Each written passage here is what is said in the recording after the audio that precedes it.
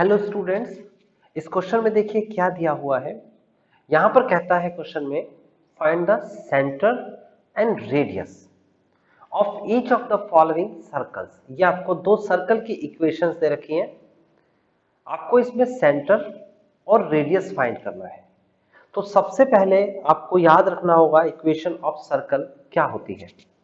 देखिए अगर ये सर्कल है, सपोज ये सर्कल दे रखा है आपको, और इस सर्कल में ये है आपके सामने सेंटर, जिसका स्पेसिफिक एक नाम रखा गया है H और K, यानी कि सेंटर को आप H और A से इंडिकेट करेंगे हमेशा। यहां है पासिंग पॉइंट जिसे P बोला जाएगा, और ये है आपके सामने X, Y। तो इस डिस्टेंस को रेडियस बोलते हैं। सेंटर से सर्क्यूमफ्रेंस तक का डिस्टेंस जो है वो आपका रेडियस कहलाता है। देन इक्वेशन ऑफ सर्कल होती है, इक्वेशन ऑफ सर्कल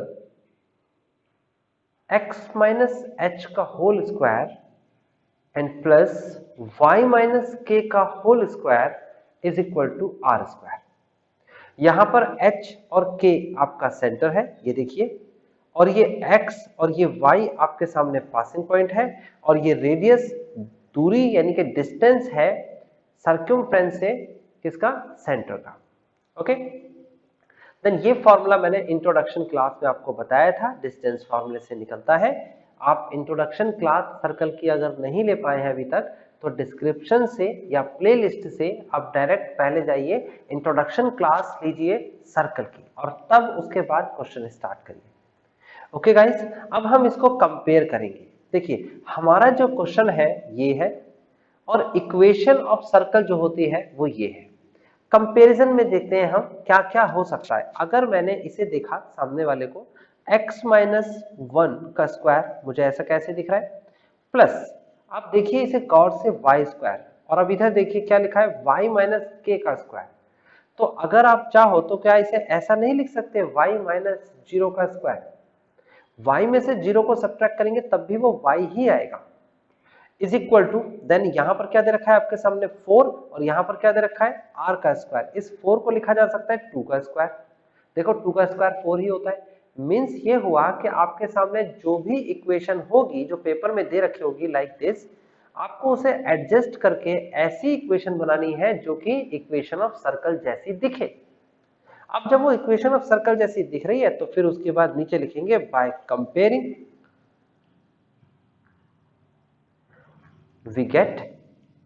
हमें कंपेयर करने पे क्या मिलेगा, तुलना करनी है हमें, यानी कि यहां पर x दे रखा है, यहां पर भी x दे रखा है, फिर उसके बाद माइनस दे रखा है, यहां पर भी माइनस दे रखा है, फिर उसके बाद यहां 1 दे रखा है, और इस तरफ h दे रखा है। तो आपने कंपैरिजन करने से ये निकाला कि h की वैल्यू 1 होगी। ओके, नाउ अब k की वैल्यू कंपेयर करिए। देखिए ये k की जगह पर क्या लिखा है, k के आगे देखिए माइनस है, यहां पर भी माइनस है, y है, यहां पर भी y है, स्क्वायर है, यहां पर भी स्क्वायर है, यानी कि सब कुछ बिल्कुल एग्जैक्ट बराबर है। बस एक चीज बराबर नहीं दिख रही है, यहां 0 लिखा है, यहां पर k लिखा है, तो इसका मतलब k की वैल्यू 0 हो गई। ये कंपैरिजन का तरीका है, सीखिएगा कैसे करते हैं। नेक्स्ट यहां पर दे रखा है 2 का स्क्वायर, यहां पर दे रखा है r का स्क्वायर, तो r की कंपैरिजन करेंगे इस 2 के साथ, तो r इज इक्वल टू 2। आपको 3 वैल्यूज मिल गई। कौन कौन सी वैल्यूज, एक h, एक k, एक r। और आपको पता है सेंटर का फॉर्मूला क्या होता है, ये ऊपर ही लिखा है मैंने।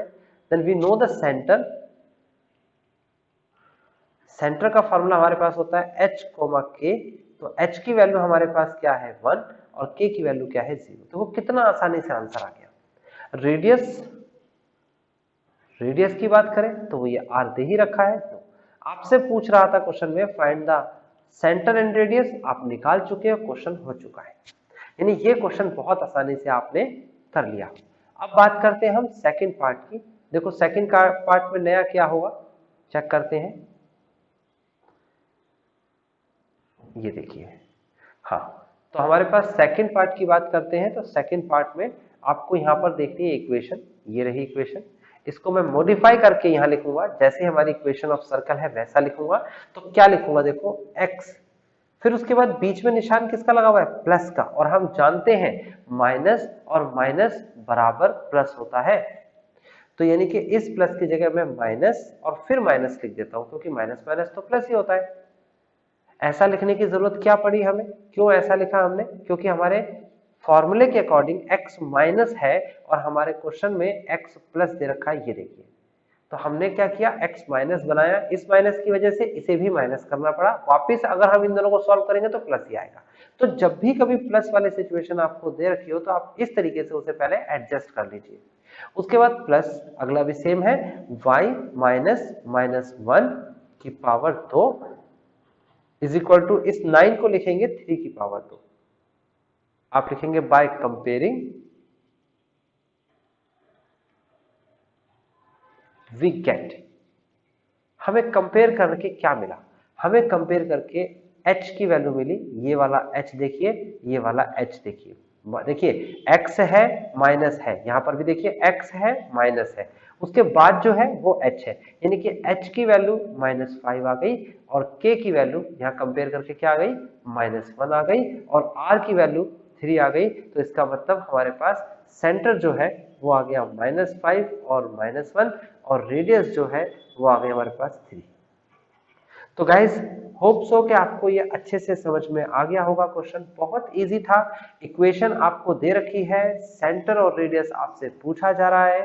अब हम नेक्स्ट पार्ट के पास जाएंगे, इसकी नेक्स्ट टाइप के पास पढ़ेंगे, एक एक करके हमने कंप्लीट कोर्स के पहले इंट्रोडक्शन एंड देन फिर क्वेश्चंस करने हैं। आपको कॉपी पेन लेकर बैठना है, तब ये वीडियो देखनी है, तो आपको ज्यादा इफेक्टिवली समझ में आएगा, आप एग्जाम में 100% क्वेश्चंस कर पाएंगे। अगर आपको कोई प्रॉब्लम हो रही है, अगर आपको समझ में नहीं आ रहा है तो आप मुझे कमेंट करके बताइए, मैं जो भी प्रॉब्लम आपकी होगी उसको जरूर सॉल्व करूंगा।